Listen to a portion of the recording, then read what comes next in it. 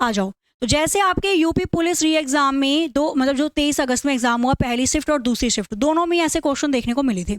ये वाला क्वेश्चन आया था कि भैया पंचभुजीय पेंटागोनल प्रिज्म है, तो प्रिज्म है, अगर इसको समांतर बीच में से काटा गया बेस के आधार पे, तो जो बेस होगा वही आकृति बीच में दिखाई देगी। बेस क्या है? 5 भुजा वाला, तो आकृति आ जाएगी पेंटागोनल। अब मैं आपको आकृति समझा रही थी, ये सारी आकृति देखिए। इस बार तो ये पूछा, अगली बार क्या पूछ सकता है? तो ये क्यूब होता है, आपको पता है, क्यूबॉइड हो गया, सिलेंडर ये पता होगा। ये होता है डोडेडेकन हेड्रॉन, ये पूछ सकता है। इसके बाद आता है आपका एलिप्सॉइड, मतलब एलिप्स नॉर्मल, ये होता है एलिप्सॉइड, इसके अंदर तक की इमेज। ये आता है आपका हेप्टाहेड्रॉन, ये आता है हेक्साहेड्रॉन, हेक्सा है मतलब 6 भुजा वाला। फिर आता है आपका आइसोसेहेड्रॉन, फिर आता है आपका पेंटाहेड्रॉन, ये पूछा गया है आपसे। फिर आता है आपका ऑक्टाहेड्रॉन, 8 भुजा वाला। नौना, ये होता है आपका 10 भुजा वाला, सॉरी 9 भुजा वाला, 9 भुजाएं होती है इसके अंदर। फिर आता है आपका स्फेयर, जिसको हम गोला कहते हैं, ठीक है। इसी के साथ ट्रायंगुलर प्रिज्म होता है, ये प्रिज्म है, इसको प्रिज्म कहते हैं, जिसके ऊपर और नीचे दोनों का बेस और टॉप बराबर है, प्रिज्म है। ये ट्रायंगुलर है, ऊपर नीचे ट्रायंगल बनेंगे। ये अब पिरामिड की बात करूं तो नीचे का बेस तो ट्रायंगल होगा, पर ऊपर जाकर ये कोना मतलब पैना हो जाएगा। ये स्क्वायर वाला प्रिज्म है, आगे पीछे बेस और टॉप दोनों स्क्वायर होगा, ये इसका पिरामिड बन जाएगा, ऊपर की तरफ नोक आ रही है।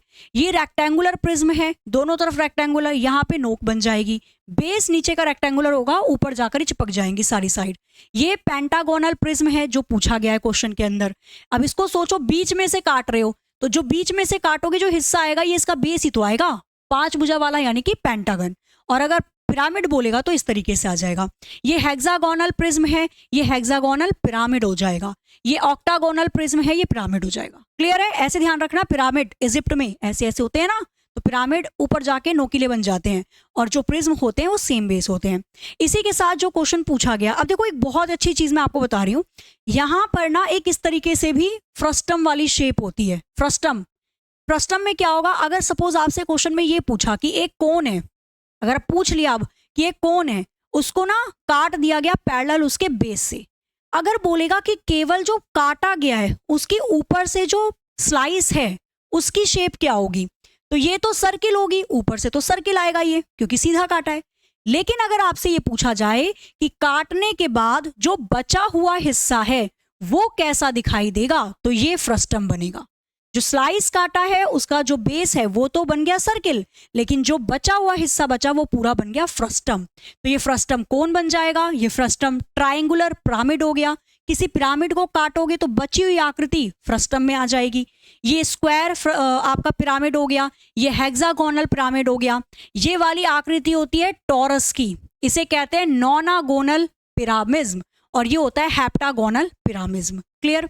अच्छा, एक और चीज, ये क्वेश्चन पूछा नहीं गया बट डेफिनेटली पूछ सकता है, क्योंकि सुबह वाली शिफ्ट में 23 अगस्त पहली शिफ्ट के अंदर आपसे क्वेश्चन पूछा गया था सिलेंडर के अंदर। 45 डिग्री काटा जा रहा है ना इसे, आ जाओ कोन की बात कर लेते हैं।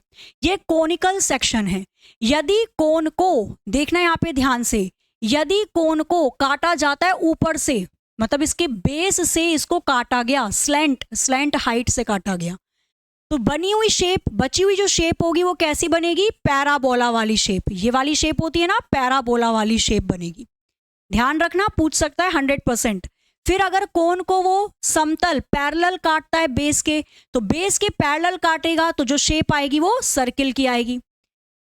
अगर कोन को 45 डिग्री पे साइड में से काटा जा रहा है तो जो शेप आएगी वो एलिप्स की आएगी।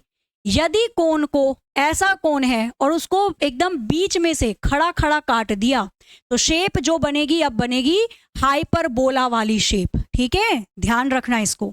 इसके बाद सिलेंडर, ये क्वेश्चन पूछा गया था आज की पहली शिफ्ट में 23 अगस्त फर्स्ट शिफ्ट के अंदर। ये सिलेंडर है। इस सिलेंडर को यदि आप कैसे काटना चाह रहे हो, तो सिलेंडर को जब आपने बीच में से मतलब पैरेलल काटा है उसके बेस से, तो अगर उसके बेस से पैरेलल काटोगे तो सर्किल बन जाएगा। तो जो बचा हुआ मतलब जो हिस्सा है ना जिसको काटा आपने, कटने के बाद उसको ऐसे दिखाओगे तो वो सर्किल वाली शेप होगी। लेकिन जब आप एक सिलेंडर को 45 डिग्री से काट रहे हो तो जो शेप आएगी वो आएगी आपकी इलिप्स की शेप। यही क्वेश्चन आज पूछा गया है। और यदि सिलेंडर को आप खड़े खड़े काट रहे हो, वर्टिकल काट रहे हो, ऊर्ध्वाधर काट रहे हो, तो जो शेप आएगी ये आएगी आपकी रेक्टेंगुलर शेप। ठीक है, तो ध्यान रखना इस पॉइंट को, डेफिनेटली पूछ सकता है।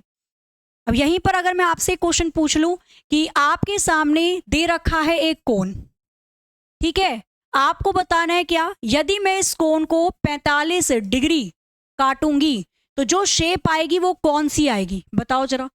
यदि मैं कोन को 45 डिग्री काट रही हूं तो कौन सी शेप आएगी?